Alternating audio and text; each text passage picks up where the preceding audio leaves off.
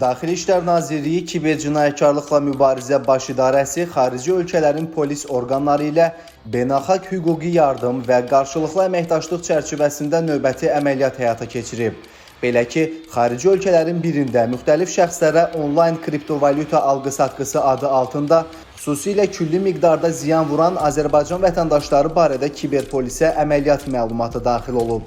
Həyata keçirilən əməliyyat texniki tədbirlər nəticəsində əvvəllər də oxşar cinayətlərə görə Türkiyə və Rusiyada məhkum olunan Malik Quseyinov və Mahmud Əskərli saxlanılıblar. Araşdırmalarla müəyyən edilib ki, Malik Quseyinov Mahmud Əskərli ilə birgə xarici ölkələrin birinin paytaxtında yerləşən ticarət mərkəzində ofis kirayələyib. Bir müddətdən sonra Malik Quseyinov saxta 600 min ABŞ dollarını həmin ticarət mərkəzində yerləşən valyuta dəyişmə məntəqəsinə təqdim edərək 600 min USDT kriptovalyutasının onun hesabına köçürülməsini istəyib. O, 1 milyon manatdan çox dəyəri olan kriptovalyutanın hesabına keçdiyinə əmin olduqdan sonra həmin ölkəni tərk edib. Faktla bağlı cinayət işi başlanılıb. Malik Quseyinov və Mahmud Əskərli barəsində məhkəmənin qərarı ilə həbs qəti imkan tədbiri seçilib. Araşdırmalar davam etdirilir.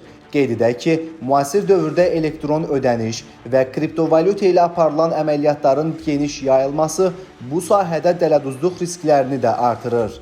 Bundan sui-istifadə edən bir sıra cinayətkar qruplar istər virtual məkanda, istərsə də real müstəvidə kibercinayətlər törətməyə və insanların pul vəsaitlərini ələ keçirməyə çalışırlar.